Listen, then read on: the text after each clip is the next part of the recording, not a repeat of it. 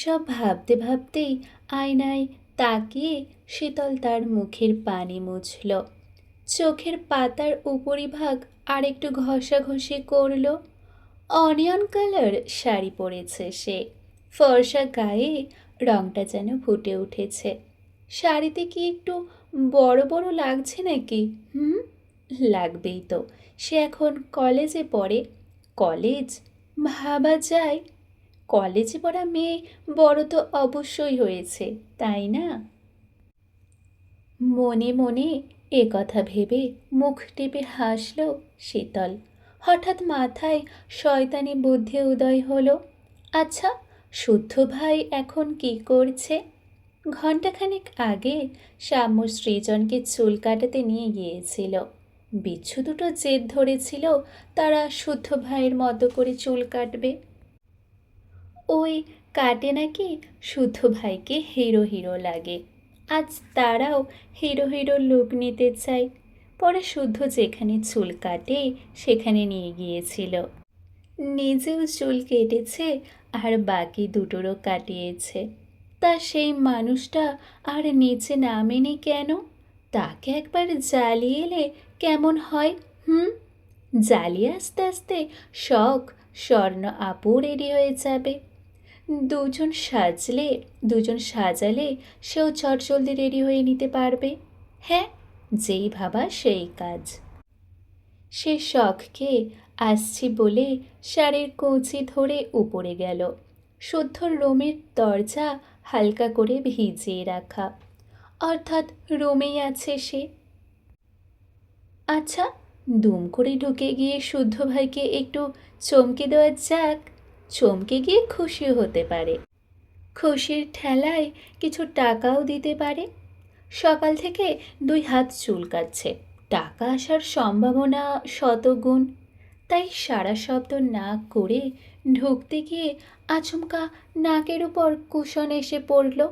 Cushion catch করে ধরে মুখ ভোঁতা করে দেখে শুদ্ধই ছুঁড়ে মেরেছে। এও বুঝল নক না করে ঢোকার শাস্তি। শীতল কুশন ধরে রেখে গমগমে সুরে বলল, অপ্রয়োজনে আসেনি, প্রয়োজনেই এসেছি। বলে বিদায় হ। ফুল এনে দেন। ফুল কি করবি? চুলে লাগাবো। এই বুদ্ধি নিশ্চয়ই তোর মাথা থেকে বেরিয়েছে। আমি ছাড়া সৎবুদ্ধির মানুষ এ বাড়িতে আর কজন আছে? তা অবশ্য ঠিক। এবার ঝটপট ফুল এনে দেন দেখি। ওসব ফুল টুল গুঁজতে হবে না, হিজাব পর। না, আমি হিজাব পরব না। তাহলে আর যাওয়ার দরকার নেই, রুমে গিয়ে ঘুমা। কেন যাব না? আমার বড় অপুর বিয়ে, আমি যাব না? আমি যাব, আর হিজাব ছাড়াই যাব। তাহলে আমিও তোর পায়ের নলা কাটবো, আজই কাটবো। নিচে গিয়ে বল কেউ যেন হিজাব ছাড়া বের না হয়। আমার চোখে পড়লে খবর আছে এক একটার।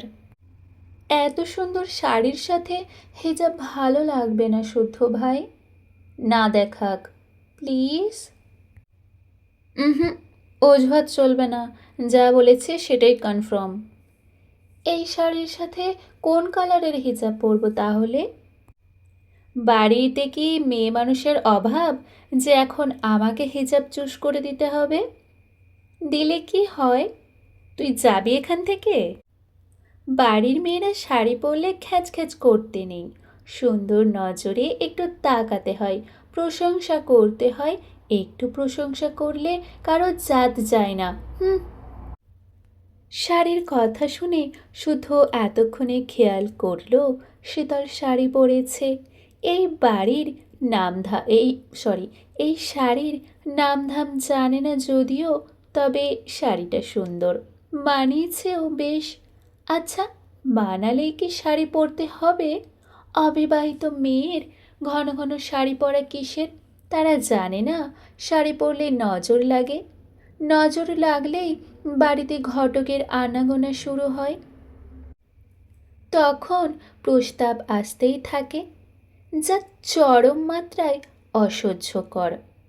এ কথা ভেবে তার বিরক্তের মাত্রা দ্বিগুণ হলো। আজ প্রচুর গরম, এ গরমে শাড়ি পরে যাবে শীতল?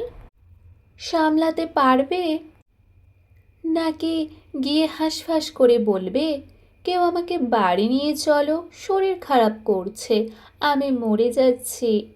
এসব তো নতুন না, এসব বহু পুরানো কথা, জানা কথা। তার প্রতিটা কাজকর্ম সম্পর্কে সকলেই অবগত কি না?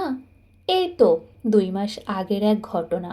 সেদিন সারাফাত চৌধুরীর বন্ধুর মেয়ের বিয়েতে সে ছাড়া বাড়ির সবাই গিয়েছিল।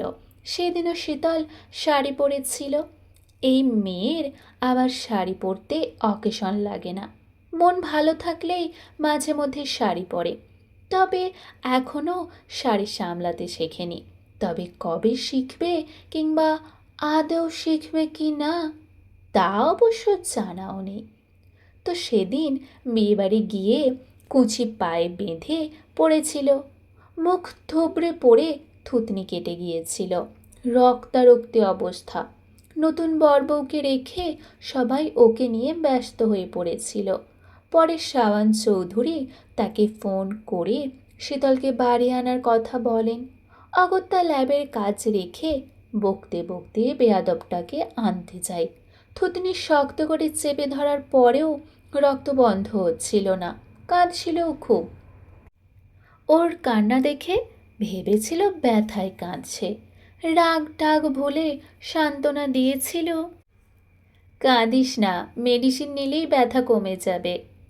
এ কথা শুনে সে জবাব দিয়েছিল, সেলাই টেলাই যেন না করে শুদ্ধ ভাই, সেলাই করলে থুতনিতে দাগ পড়ে যাবে, তখন বিয়ে হবে না আমার। বরপক্ষে এসে বলবে থুতনি কাটা বউ নিব না আমরা। এভাবে একের পর এক পাত্র ফিরে গেলে তখন বিয়েই হবে না আমার। তার কথা শুনে ডাক্তারও হো হো করে হেসেই ফেলেছিল। পরে সেলাই না দিলেও থুতনিতে হালকা দাগ এখনও রয়েই গেছে। দূর থেকে বোঝা না গেলেও খুব কাছ থেকে বোঝা যায় দাগটা। তবু এ মেয়ের হুঁশ হয় না। প্রচলিত প্রবাদে আছে, ন্যাড়া বেলতলায় একবারই যায়, আর শীতল যায় বারে বারে। কেন যায়? কারণ বেল বরাবরই তারই মাথায় পড়ছে কি না সেটাই দেখার জন্য যায়। নতুবা এই মেয়ের এতদিনে কাণ্ডজ্ঞান হতো, যার যা ভালো লাগে করুক, কাউকেই কিছু বলবে না।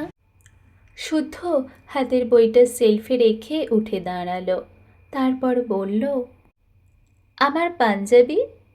শুদ্ধর কথা শেষ হতে দিল না শীতল, তার আগেই হড়বড় করে বলল, এখন কোনো কাজ করতে পারবো না শুদ্ধ ভাই। কেন? শাড়ি পরে কাজ করলে শাড়ি নষ্ট হয়ে যাবে।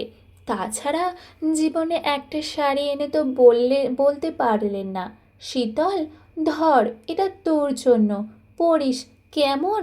মানুষের বড় ভাইরা দেখে তার ছোট বোনকে কত কিছু কিনে দেয়, অথচ আপনি জীবনে তো একটা টাকাও খরচা করতে দেখলাম না। এত টাকা কোথায় রাখবেন শুনি? শুদ্ধ শুধু শুনে গেল। সে আপাতত ভেবে পেল না মানুষ এত বেইমান হয় কিভাবে। 3 বোনকে একই রকম ড্রেস কিনে দেওয়ার 2 মাস হয়নি, 3জনেরই নাম খোদাই করা একই রকম স্বর্ণের ব্রেসলেট, নূপুর, দুল, ড্রেস, হিজাব, আরও কত কি এনে দিয়েছে। যত বাড়ি ঢাকা থেকে আসে তত বাড়ি কিছু না কিছু নিয়ে আনে, অথচ এই বেঈমান বলছে সে নাকি কখনো কিছু এনে দেয়নি। ঠোঁট মোছা মুরগি কোথাকার! আগে ভালো জিনিস তুলে নিয়ে এখন বলে কিনা কিছুই নেয়নি। ঘসেটি বেগমও এত তাড়াতাড়ি পাল্টি খায়নি যত তাড়াতাড়ি এই মেয়ে পাল্টি খেতে পারে। সে কথা বাড়ালো না, হালকা আকাশি রঙের পাঞ্জাবি বের করে বিছানার উপর রাখল। আজ এটাই পরবে।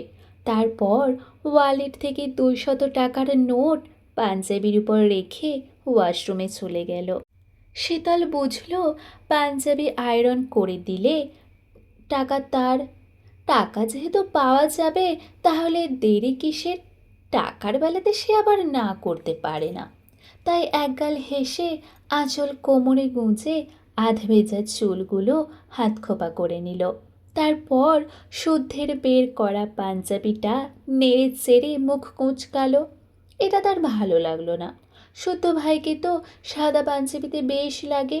তাই সে কভার্ড খুলে হ্যাঙ্গারে ঝোলানো অনেকগুলো পাঞ্জাবির মধ্যে থেকে খুঁজে খুঁজে সাদা পাঞ্জাবি বের করলো।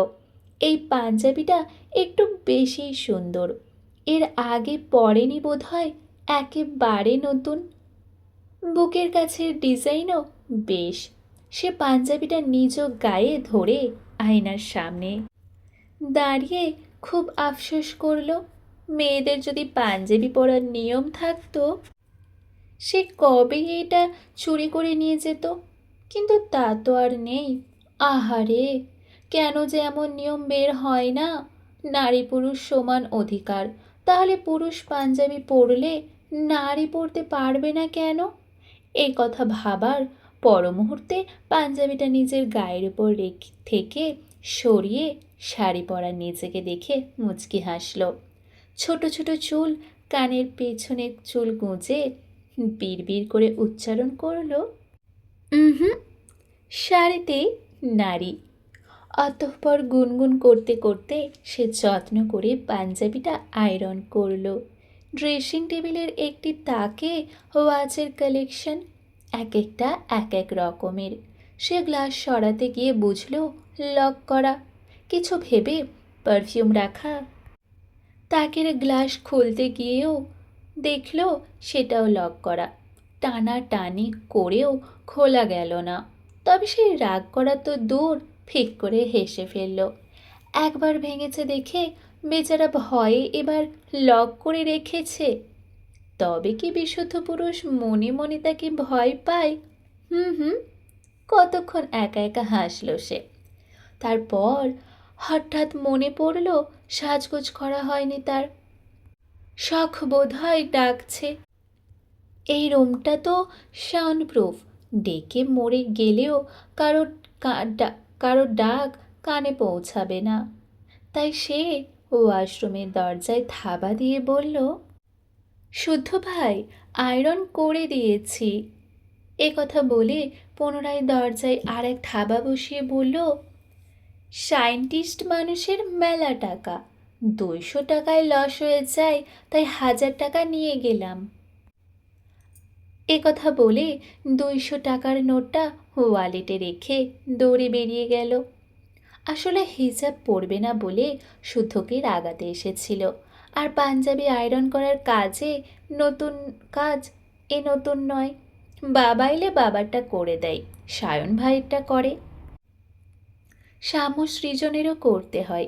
বড় আব্বু মেজ আব্বুও কখনো কখনো আয়রন করার কাজ দেয়, কখনো বা বোতাম লাগানোর হুকুম আসে। বাড়ির ছোট সদস্য হলে এমন টুকটাক সব কাজই করতেই হয়, অভ্যাসও আছে। সে তার শাড়ি ধরে কোনো মতে সিঁড়ি বেয়ে নেমেই ছুটল শখের রুমে। শখ স্বর্ণ রেডি হয়ে বসে আছে। সীতারা সিমিনের কথা শোনা যাচ্ছে। তারা বাকিদের তাড়া দিচ্ছেন। সিরাত সায়নকে কল করে বকাবকি করছে। ছেলেটা গাড়িতে তেল ভরার নাম করে সেই কখন বেরিয়েছে, এখনও ফেরার নাম নেই। কোথাও যাওয়ার কথা বলেই এই ছেলের কাজ বাঁধে।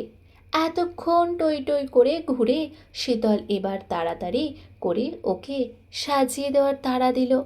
শখ স্বর্ণ একসাথে শীতলকে রেডি করে দিল। সাজ বলতে আইলাইনার, কাজল, ঠোঁটের লিপ বাম, হাতের চুড়ি, এই তার সাজ। তারপর শীতল নিজেই হিজাব বেঁধে নিল। শখ স্বর্ণ একদম হালকা সাজে তৈরি। শখ আর শীতলের জোড়াজুড়িতে স্বর্ণ শাড়ি পরতে বাধ্য হয়েছে। সে শাড়ি সামলাতেও পারলেও এই এক অভদ্র পুরুষকে সামলাতে খুব মুশকিল হয়ে যায়। শুধু ড্যাব ড্যাব করে তাকিয়ে থাকে। সুযোগ পেলে বলে, জান রে, আর কত ধৈর্যের পরীক্ষা নিবি? হয় চুপি চুপি বিয়ে কর, নয়তো বাড়িতে জানাতে দে। তোর কারণে আমার বাচ্চাদের স্কুলে ভর্তি করার দেরি হয়ে যাচ্ছে। স্বর্ণ বিরক্ত হয়, চোখ পাকায়। তা দেখে সায়ন কিছুক্ষণের জন্য চুপচাপ থাকলেও একটু পর যা তাই। মাঝে মাঝে তার পাগলামি দেখে সন্দেহ হয়, এই পাজি পুরুষ নাকি রাজনীতি করে, মানুষ জবাই করে গবাদি পশুর মতো। তার হাত কাঁপে না, অন্তর কাঁপে না, অথচ সেই পুরুষ তার কাছে এলেই যেন সবটুকু ধৈর্য হারায়, কথার লাগাম ছুটায়, রোমান্টিকতার তার কথায় কথায় ঝরে পড়ে।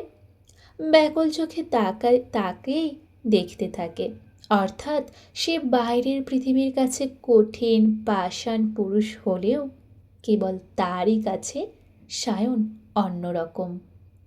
তিন বোন রেডি হয়ে বেশ কয়েকটা সেলফি তুলল, তারপর একে একে ড্রয়িং রুমে গিয়ে দাঁড়ালো। তিন বোনকেই অনিন্দ সুন্দর দেখাচ্ছে। চৌধুরী নিবাসের একটা জীবন্ত পুতুল যেন তারা। শরাফত চৌধুরী চায়ের কাপে চুমুক দিতে গিয়েও থেমে গেলেন। দেখলেন তিন রাজকন্যাকে, মনে মনে আওড়ালেন, মাশাল্লাহ মাশাল্লাহ মাশাল্লাহ। মেয়েগুলো বড় কি সত্যিই বড় হয়ে যাচ্ছে? ওনার কাছে তো ছোটই আছে।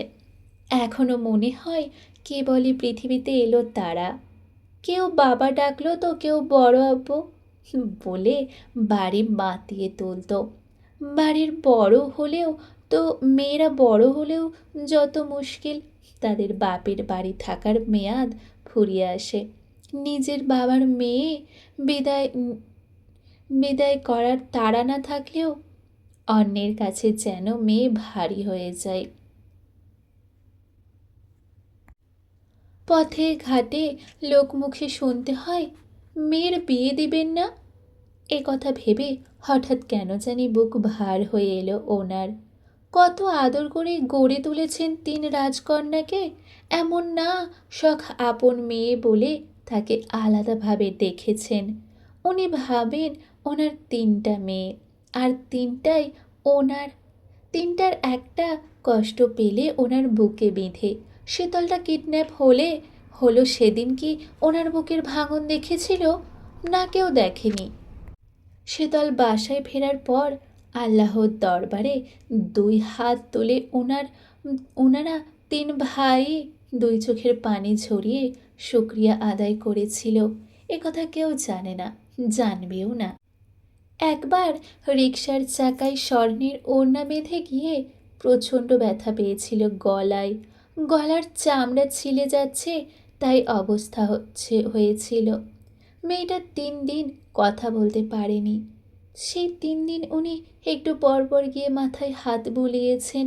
ওনার মনের অবস্থা বুঝে বস্তার স্বর্ণ ওনার 2 হাত মুঠোয় পড়ে অনেক কষ্টে বলেছিল, আমি ঠিক আছি বড় আব্বু, কই ব্যথা নেই তেমন একটা। অথচ গলায় প্রচণ্ড ব্যথা ছিল। শ্যাম সৃজনের জ্বর এলে এখনও জ্বালিয়ে মারে। রাত বিরেতে কেঁদে কেটে বাড়ি মাথায় তোলে। কি জেদ তাদের! পরে উনি বুকে নিয়ে হেঁটে হেঁটে ঘুম পাড়ান, গল্প শোনান, গল্পের ছলে সুরা পড়ে ফুঁ দেন। সায়ন শুদ্ধ বড় হয়েছে, কিন্তু তারা বাড়ি না ফিরলে উনি আগে টের পান। বাবার মন বলে হয়তো বুঝতে পারেন। কিছুদিন সায়ন আহত হয়ে বাড়ি ফিরল, রাগ দেখালেন ঠিকই, কিন্তু তার সেবা যত্নের ত্রুটি রাখেননি। কথা না বললেও বাসায় ফিরে সব খোঁজই নিতেন। শুদ্ধ তো প্রায় ঢাকাতেই থাকে। ঢাকায় থাকলে তাতে কি, তার ফ্ল্যাটের কর্মরত লোকদের সাথে ওনার সরাসরি কথা হয়। শুদ্ধ বরাবরই খুঁতখুঁতে স্বভাবের, যার তার হাতে খাবে না, যার তার জিনিস নেবে না। রান্নার ব্যাপারেও তাই, হয় নিজে রান্না করে খাবে, নতুবা তার ঠিক করা রাঁধুনি রান্না করে দিয়ে যাবে। ছেলের যাতে সুবিধা হয় উনি সেই খেয়াল রাখেন। বাকি রইল শখের কথা, সে তার কদিনের অতিথি মাত্র। ভাবলে বুক পাঁজর ভেঙে আসে। শখটা বড্ড নরম স্বভাবের, কষ্ট পেলেও বলবে না কষ্ট পাচ্ছি। শখের পর পরই স্বর্ণের পালা, তারপর ছোট্ট শীতলের। কি অদ্ভুত, পেলে পুলে বড় করে কলিজাগুলোকে নাকি পরের বাড়িতে দিতে হবে, মায়ার বাঁধন কাটিয়ে চলে যাবে পরের বাড়ি। তখন চাইলেও জোর দেখাতে পারবেন না, শখ স্বর্ণ বরাবরই বুঝতার। তবে শীতল, এই মেয়ে মাথাতেই বড় হয়েছে, বোধবুদ্ধি হয়নি। নতুবা রাত দিন যেচে পড়ে শুদ্ধর পায়ে পাড়া দিয়ে ঝগড়া করে, মার খায়, সে বাড়ির ছোট কন্যা হিসেবে সবারই যেমন আদরের তেমনই আহ্লাদীয়। সত্যি বলতে মেয়েটা ছোট থেকে বাবাকে কাছে পায় না বলে সবচেয়ে বেশি ভালোবাসা তার জন্যেই বরাদ্দ থাকে। এর জন্য মাঝে মাঝে তার ভুল চোখ চোখে দেখেও দেখেন না। এদিকে বাড়ির ৩ গিন্নিও একেবারে তৈরি। ওনাদের পরনে জামদানি শাড়ি, ম্যাচিং হিজাব,